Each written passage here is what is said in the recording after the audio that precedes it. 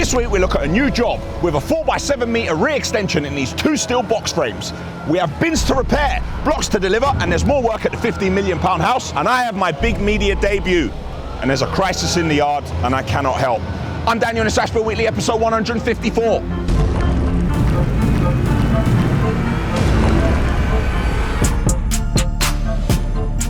It's Monday morning. The time is 4:54 a.m. I'm on the road again. I'm on the way into the yard. I'm on BBC Radio Wake Up to Money this morning, and I tried something new. I keep hearing everywhere about the cold showers first thing in the morning. So jump up out the bed, 4 a.m, had a cold shower. Now at the moment I feel like I fell asleep in a park and then it started raining, and that's what woke me up. Yesterday, I spent some time preparing because it's going to be a busy week. I went round to Mumsy's and I set the Sky up to record, series record for Building Impossible with Daniel Ashville, which is coming out 8 p.m. Thursday. Speaking of that, there have been posters which people have been sending me pictures of, popping up all around the world. All now in my hometown of London in the UK, I am yet to see a poster. Hopefully, one is coming. The universe seems to be moving. I keep getting messages. Ashville lorries are appearing on television. This is Ashville lorry in the background on ITV. And here's another one. We like that. We like that. Forward! Forward! And Godspeed. Happy to see all the floodlighting is working. It means the lads can check the lorries fully, even in the dark of the night. Heading up to the office, getting ready for the BBC. Good start to the week. The Chief Executive of the Ashville Group of companies, which offer construction services in and around the London area. Whenever we talk about it, we talk a lot about wages, shortage of labour. What are you seeing there, Danny? Historically, August is quiet for us. I'm happy to say that September picked up quite a bit. Definitely, we are seeing less confidence in the market.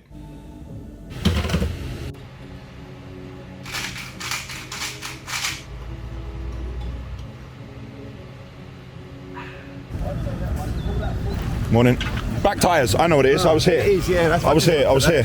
When you roll that one, there's some cord like, Okay, cool. there's 2 of them. There's this one and one on the other side. I would change these 3 anyway because they're an older pattern anyway.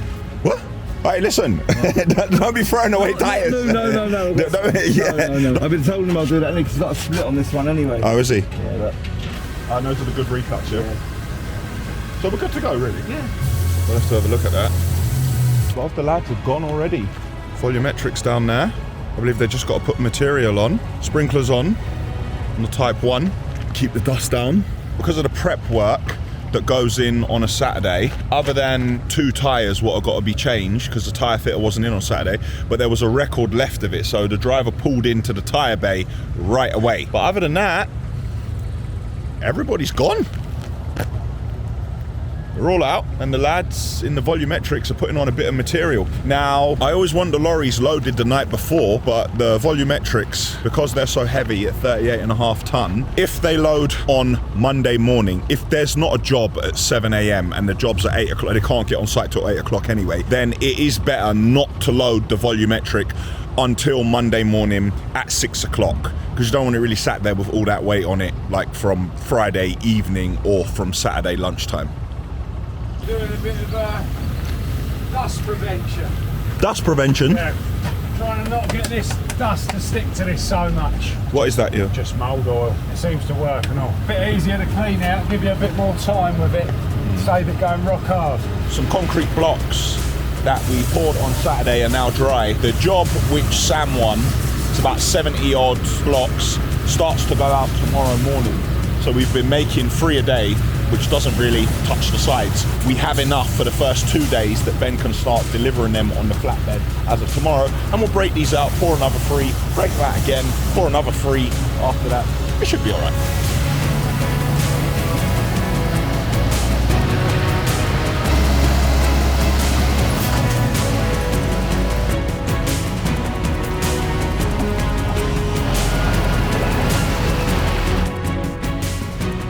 The meeting was meant to be at 9 o'clock and Sam messaged me and said, move it to 10. We move it to 10 and then I get stuck in traffic and I get here 10 minutes late and the owner asks if I'm always late. What a liberty. Very nice property, needs some TLC. They've already stripped it out to expose everything, so we shouldn't have many surprises. Very simple construction, brick externally, blocks internally, timber joist, 4 metre rear extension, extend into the garage, but we have a bit of a problem over there in the difference in the floor levels. So the entire slab at the back of the garage needs to be broken out to drop it to the same level as the house. Once we extend into the garage will split in half. The back half of the garage will be part of the house and the front of the garage will remain a garage, but there is going to be underfloor heating everywhere here, so we're going to have to take down this level significantly. The 4 metre extension will be here. The level here and the level at the end of the garden don't match up because it goes upwards. So basically all the rainwater is going to run towards the property. So in the garden section, we're going to have to take the whole area down, but we're not going to have to take it down that far that we're going to have to underpin the wall here. Because when you start to dig in front of or underneath walls like this, you can expose the foundations and then you need to underpin them. Fortunately, that is not going to happen in this case. Kitchen, 2 bathrooms, full plumbing and electric. It's going to be a high-end finish. There are a couple of steels in the property which look rusty. I think that we'll have to change them. We don't know a lot about the roof. It needs an inspection. Oh, loft conversion maybe, Sam?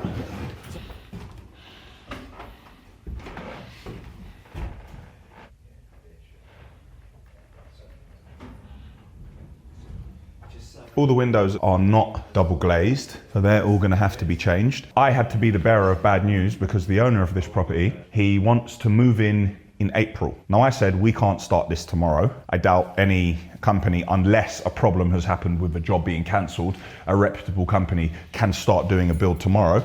And I had to explain that we don't believe this would be completely finished by April. By completely finished, I don't mean that there's still 4 people here painting, snagging and putting on your skirting, doing your grouting and your siliconing in the bathrooms. I mean completely finished, and it will not be completely finished by April. So we'll put our heads together, we'll make a price, and we will give a realistic timeline. That means that everybody's on the same page and the client doesn't get upset, and we'll under-promise and over-deliver, won't we, Sam? As always. So the 4 metre extension, 8 metres wide at the back, and 7 metres is an opening Yes. for bifolds. Yes. When you have an opening of that size, it's more expensive, but it's probably the simplest way is to build a box frame from steel. Meds, this is where you jump in with a graphic.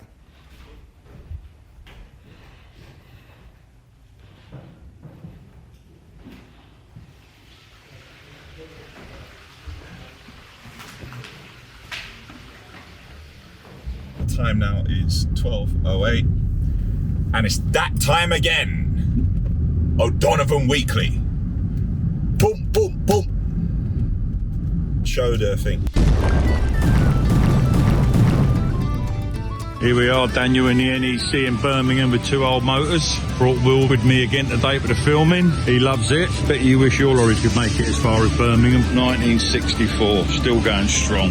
Look at that, not an oil leak anywhere to be seen. One day, Daniel, you'll have a fleet like this. Very nice of Michael to bring his newest lorries to a show and take another day off work and talk about no oil leaks on them going up to Birmingham, but they went up to Birmingham on the back of the low loader, didn't they, Michael? So don't tell fibs, tell the truth. You know, it makes more sense. Got some work to do on a 20-yard bin. This was full of hardcore. Somebody poured concrete into a bulk bag and it was down that end of the body. Now it shouldn't be. When you load them on, they should be down this end near the tail door. So what's happened is when this has tipped up to tip it off, the big boulder has shot backwards and smashed the bar here, and it knocked it out of place, and then we could no longer open and close the back door. So we've had to cut off the piece that was here. Now it's not a straight cut, we've cut it at an angle, so when we put the new piece on, which we've cut, which is over there, when we weld it, we won't be welding one straight line all the way around. Then on the old piece, which we've cut out, we're gonna cut like the little lugs off, we're gonna weld them back onto this, and then we should be able to put the hinge back in place.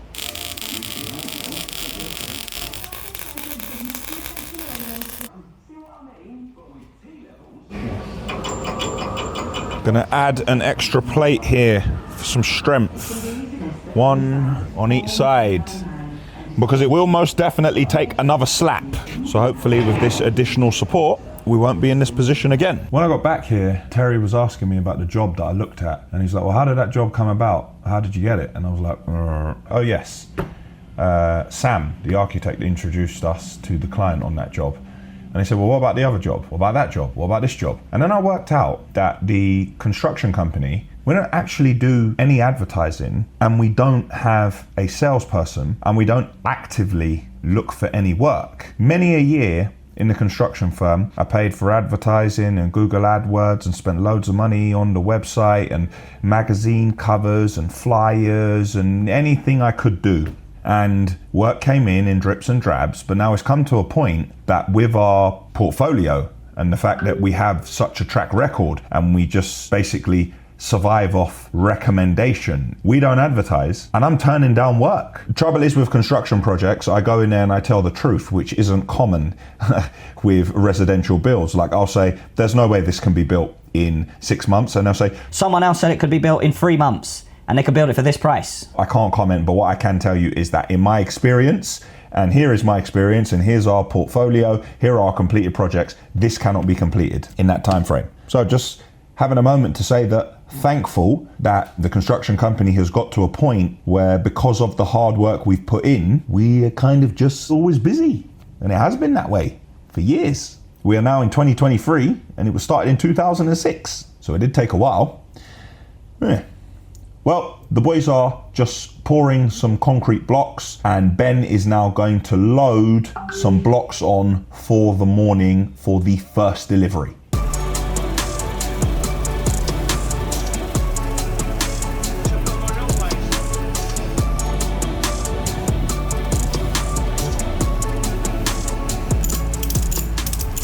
Drivers are just getting back, end of the day. The time is 5:28. The work on the 20-yard bin is done. So it's nice and strong. And we've got to repeat this whole thing tomorrow because the other 20-yard bin is in the exact same state. So at some stage tomorrow, in between Ben's deliveries of the blocks, we'll pull this one out and then drop the other one in and do it all over again. Oh, it's your first day on your own, yeah? All right, understood. Understood, mate. If first day on your own, probably turn her off and then go up and see Tony and that and tell him, don't be worried. It's Tuesday morning. I'm in the yard. When a new driver comes, he goes out for about 4 or 5 days with an existing experienced driver, learns the ropes, learns the system, and then he goes out on his own. And it's his second day, he's not sure, he's got the tablet in his hand, he's a little bit worried. So what I've said to him is, don't worry, park the lorry up, go and have a word with Terry and Tony in the office, and just make sure you get it right, don't panic. They're pulling over the other side, and I can see the lads are about to pour even more concrete blocks. And as we pour these concrete blocks, Ben is now delivering the first 7 of them. The job's far too far away. It's a 2-hour drive. So Ben is once again using the head cam.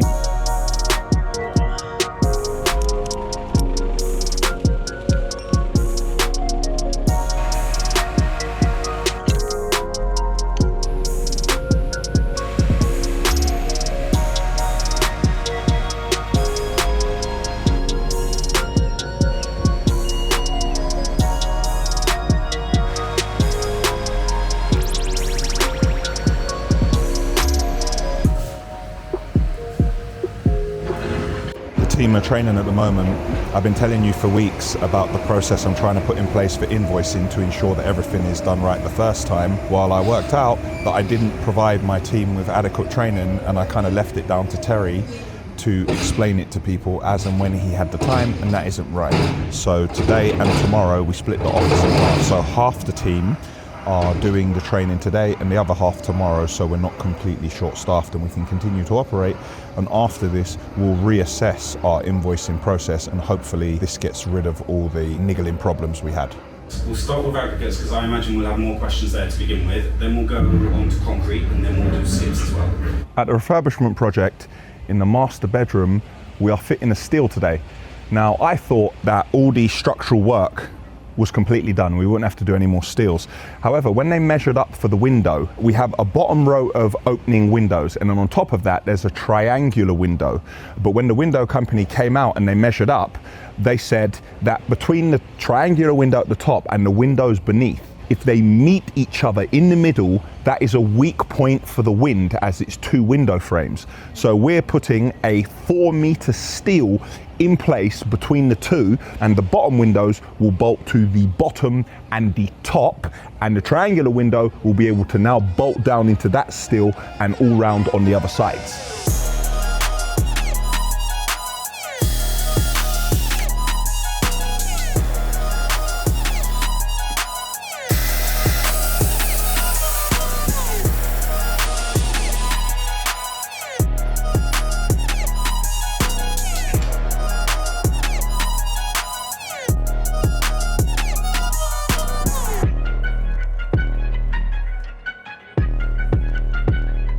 Making a start on 20-yard bin number 2. Now I want to say again, the actual structure of this bin is perfect. It's a really strong bin. It just so happens that once again, big lumps of concrete were in this at the front, and then when it tipped up, they come and bash the back of it. But that won't happen because I pointed it out. And I think for once, we actually know who did it, Dan. Anyway, it was our bar. We cut it off in the same way that we did yesterday. We need to go and find some steel for this, but we've got plenty in the other yard. However, this bin has a different problem. Down here, right at the bottom, there's a problem with the lip.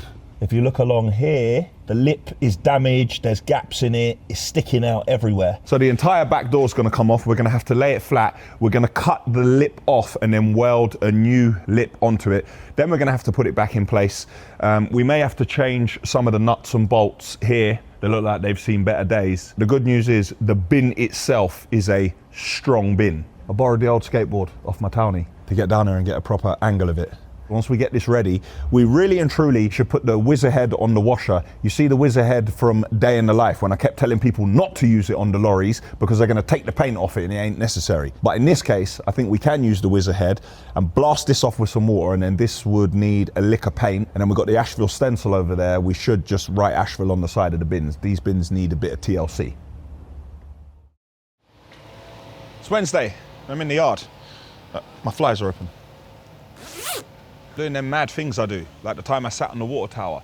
Today, in order to think, I'm standing on the wall, just taking in what's going on around the yard. I'm also thinking about the refurbishment project. I told you before, the meeting with the client, they were throwing the word around, ribboned. Well, the fabricator has put everything into the computer and he has come up with this. If you see the shape of the staircase, we now have the landing curved. And I do believe when you look at the ground floor and see the stairs, it is, as they say, ribboned. If this isn't ribboned, then what is ribboned? Yesterday, a great article, very happy, in the Metro. Terry managed to get a couple of copies for my mum because it is at the local train station. I got 5 copies so my mum can bring them back to St. Lucia. I didn't bring any more because I didn't want my mum's suitcase to be overweight and then I have to pay for extra baggage. But a fantastic article. I'm really proud of that, you know. I'm quite new to all the newspapers and the media exposure that isn't kind of digital like YouTube, Instagram and stuff like that. You saw me talking about finance and the cost of the volumetric that we're buying. Well, another lender has come in now. They've given a slightly better rate. But even at this slightly better rate, I'm still paying over 20,000 in 3 years to borrow 90,000. We should be able to get it at 20 or just below 20. The team are in the training room, day number 2, and they are going through our system. And I was happy to say yesterday that Darren and Natalia both came to me and said how useful it was. And there's so many things they learned about the system which is in place. Darren said that there was something he learned which will save him half an hour a day. That's great. In that half an hour, he can sell more. So very happy about that. Ben's off to do our... Terry, is that our 3rd or our 4th delivery? Well, Ben's off to do our 3rd or 4th delivery of the concrete block job.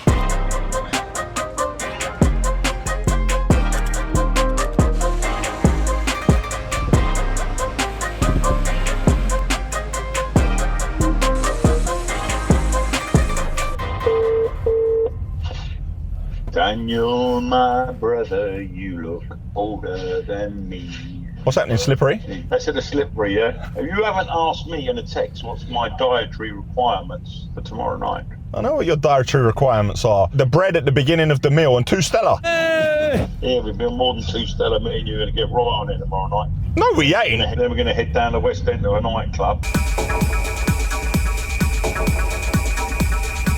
Michael, it is a casual screening. I'm a paddy. West Cork men don't do casual. When Walt Disney are there, it's Mickey Mouse and all that lot there. It's watch like you've got. Oh, a Mickey Mouse watch, like a snide one like mine. Ah, okay. Yeah. I don't want you filming me or anything like that. You'd never think that you'd invite a man to a screening of his big moment of the release of his TV show, 41 years in the making, and a fella will call you and coat you the day before. You'd never think. What did you expect me to do? You didn't expect me to congratulate you, did you? No, never. You think there'd be something wrong with me then, wouldn't you? Yeah, I would think I actually. to go to hospital. So it's casual, so I can wear me Reebok trainers and me Tottenham top. You can wear your Tottenham top if you like. The sticker man's Arsenal, so you might end up getting in a tussle and rolling on the floor together, but... Yeah, there won't be much of a tussle with me and the sticker man. There'll be one bang and there'll be one fella hitting the floor and it won't be my fault. We will see you tomorrow, my friend. I'll see you tomorrow there at 7. Alright, okay mate, see you at 7. The time is 5:22. I am at Leicester Square. I am heading to the premiere of Andrew Southern's latest film, running a little bit late, but Andrew will be understanding. 1, because he knows that I'm always working, and 2, because one of the jobs are at his house, which we're finishing fantastically.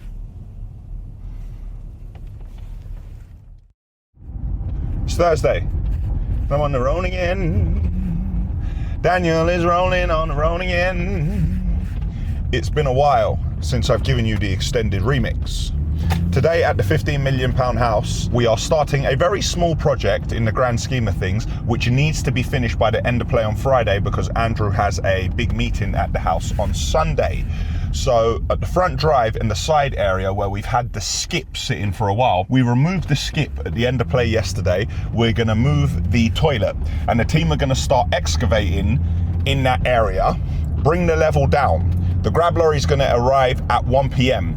with 3 bulk bags of 2 to 6 mil. It's gonna take away everything which has been excavated, and then the team are gonna spread the 2 to 6 mil accordingly and prepare for Friday morning when the turf is gonna be fitted. So before I get too carried away, let's get part 1 of this job done and prepare for Friday morning.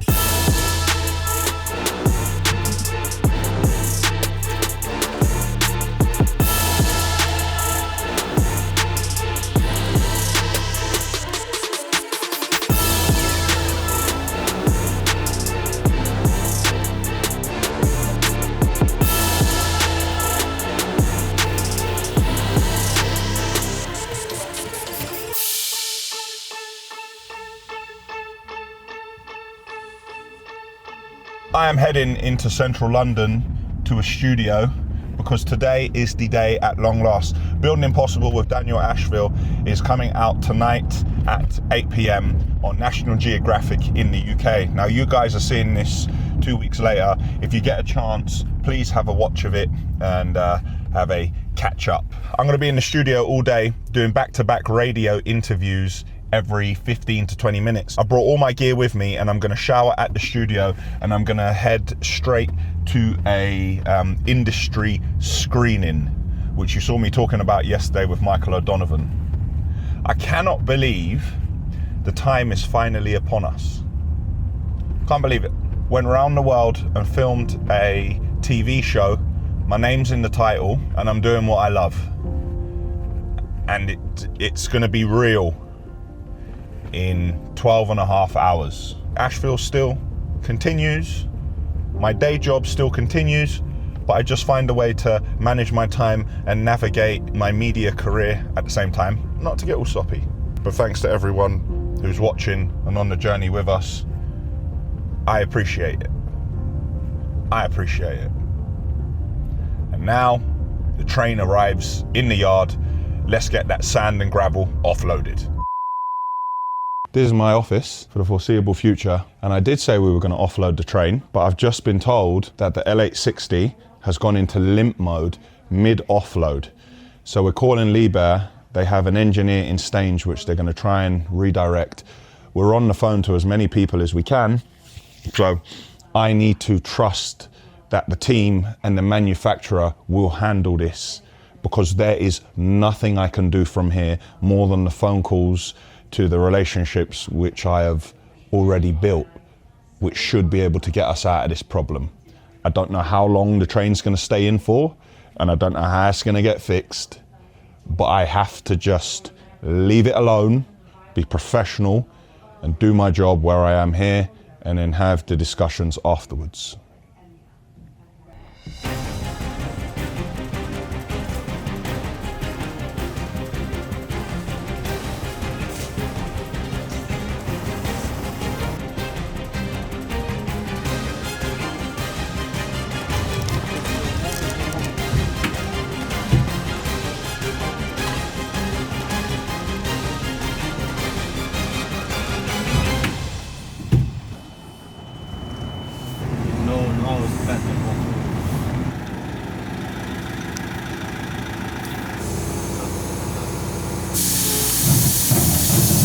So as you can see behind me, we are back up and running. We had to take the AdBlue injector off the side of the exhaust silencer because it had crystallized and blocked with old AdBlue.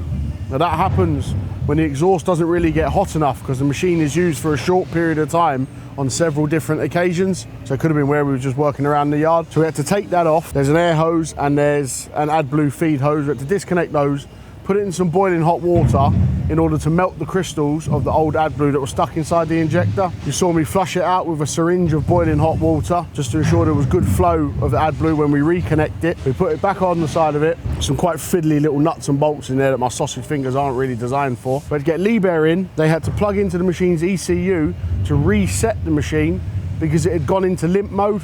So we can't do that manually here. That has to be done by a Liebherr computer. Fingers crossed now we can get the train unloaded. It's due out at 12:45. It's currently 11 o'clock. So we've still got a little bit of time, but it is against us now.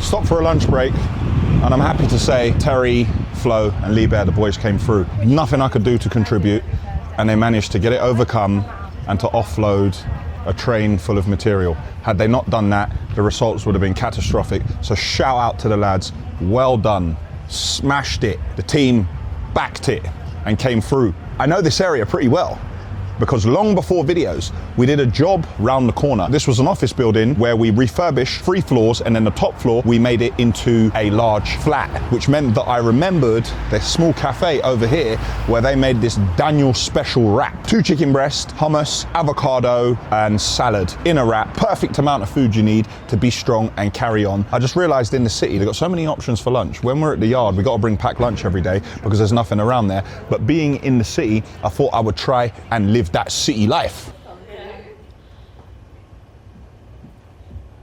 Tony, you'll have to watch it to see what I'm talking about. It's a completely circular structure, and the entire outside of the building is a screen.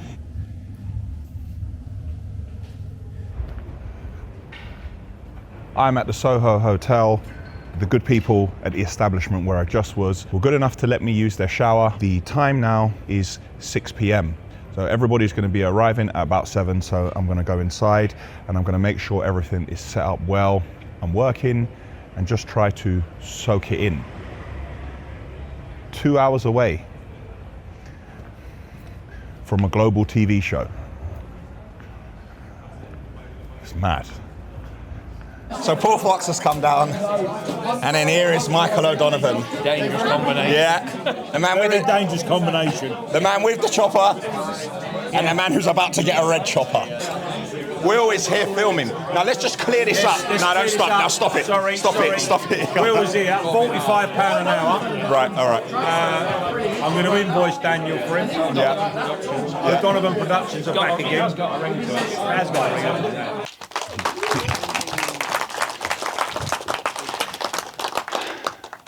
Hello, everyone. Hello. Firstly, thank you all for coming. I want to thank the people at the network, at Disney. I want to thank everybody at Hoff. We're going to show you a little snippet from the rest of the series. We're not going to show you too much because you've got to go home and watch it. And I want those views, yeah? I want to break some records. So we're going to show you just a small snippet of all of the episodes together just to give you a bit of a taster. Thank you again for coming. Don't be alarmed. Everything is under control. We're building! Impossible! So you want to build my house for free and then like you can video? Badell, how do you propose I build your house for free? Well, you're gonna get it, they're gonna come and film and stuff like that. Why don't I come round?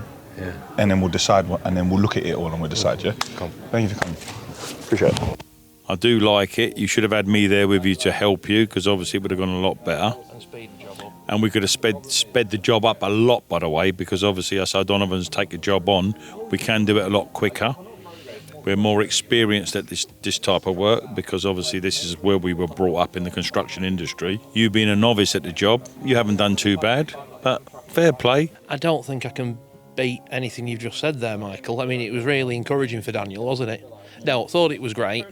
We do think you could have added a lot of value to it, though, don't you? You know, I think the 3-year programme to do it, I think we could have got it to what? 3 months? Probably 3.5 with a push. 3.5, say 4. Yeah. I've got to say, one day you will be professional like me, Daniel, and you'll better step forward and you will be one of the names in the construction industry like myself and Paul, by the way. 10 out of 10 though. Thank you, mate. Sorry, Appreciate don't it. be late in the morning. You got your notice in yet? Why would Terry be late in the morning? Thank you, Terry. Why would he be late? Tottenham, What's Terry going I to haven't got a Tottenham? yard in Tottenham, have I, anymore? No. No, you sold the firm. Yeah, I have. Sorry, your sister's... Sorry, Terry, you're sacked, mate. That's the first time I've seen it. The last time I saw it was voiceover and it brought back a lot of memories. I'm just happy I could share it with everyone and yeah. For once, I'm lost for words.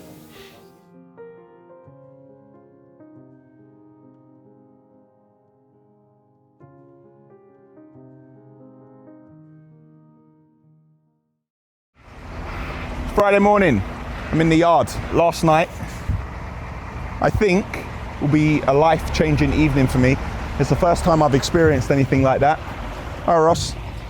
But back to doing my day job. The feet are firmly on the floor because tomorrow is promised to no one, and this is Ashville, and we need to keep it moving. Today, this morning, we're finishing the second half of that job that needs to be finished at Andrew's house. You saw us do the work yesterday, and today we are going to lay the turf and we will be finished by the end of the day.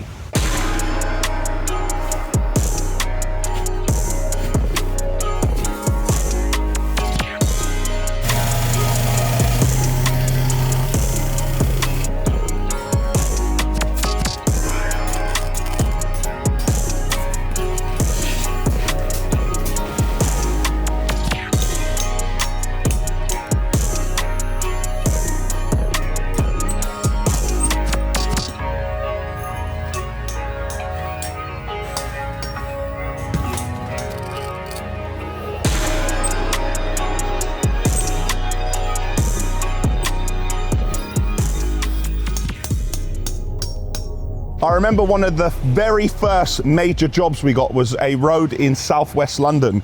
And my mate Craig from ECS, he's found this picture of me standing outside the job. If I look at the brick wall at the front being built up, we probably started the job about 15 years ago. Look at that guy, man. Look at that skinny guy with no beard.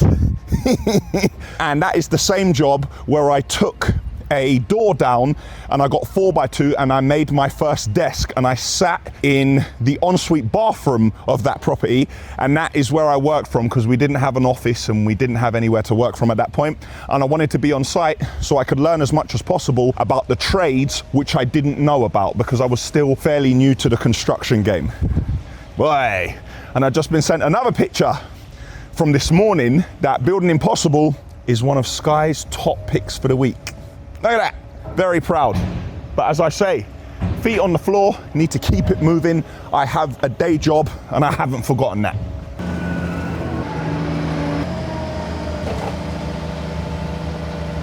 It's Friday night, the time is 10:07. I'm on the road again. I was just on Times Radio, but I didn't quite go according to plan. So I arrived in London Bridge at the news building. I was in awe of it, had a look around outside. Went in and I said, hello. I was sitting in the lobby, Daniel Ashville here. They said, right, we'll send someone to collect you. And someone collected me and brought me into a waiting area where I walked past Piers Morgan's changing room, Jeremy Carl's changing room, and I was just waiting in an area with a sparkling water. I thought to myself, something doesn't seem right here. And all of a sudden the gentleman came back in and he said, you are in the wrong place. And we jumped in a lift. We went about 20 floors up and then I went to another office. And at that point I was in the Times Radio office. Met a really nice gentleman. We had a chat. We spoke about Building Impossible. We spoke most about the MSG Sphere in Las Vegas, which was episode 1, which aired last night. Finished, said thank you and goodbye to everyone. And now I'm heading home. Gonna get home, get some rest, because a new tipper, one of the 5 which we bought off Fox a little while back, click here to watch that video, is arriving at 8 AM and I don't want to miss it. A bit like in the first Jurassic Park, the classic, the original one, when the Velociraptor is being born and John Hammond says, I like to be here for the birth of every animal in the park. It helps them to trust me. As the Velociraptor's 2 claws break out of the egg before it grows up and causes utter turmoil in the park.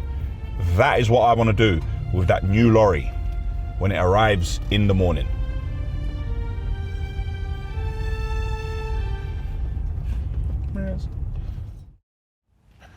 Saturday morning, I'm in the yard and we're working on the weekend like usual, way off in the deep end like usual.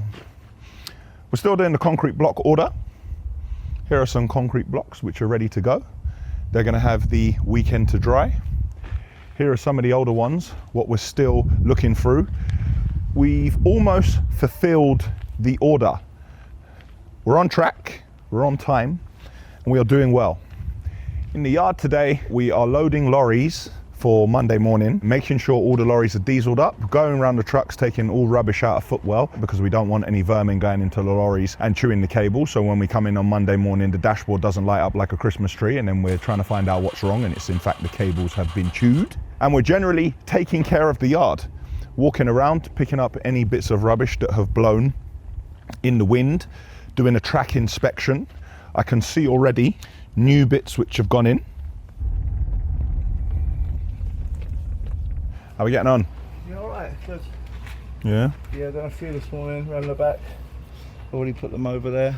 I've had to strip some steels back to alleys. They've came off. Okay. And they've gone on to here because we ain't got spare alloy wheels. There's a bulge on one and very deep cut on another. Okay. What'd you do? Just have the walk around first thing this morning? No, I have a look yesterday and then I know I'm coming in Saturday, so I also get myself prepped and ready. Okay. Any punctures? No. Hey! No punctures. We could be through the worst of the puncture season.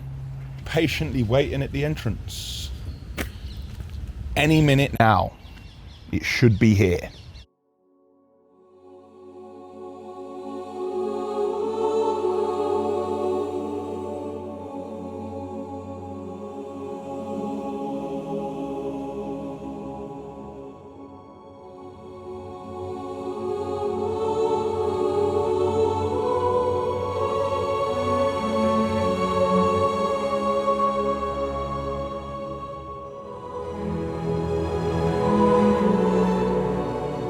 Well, hello there.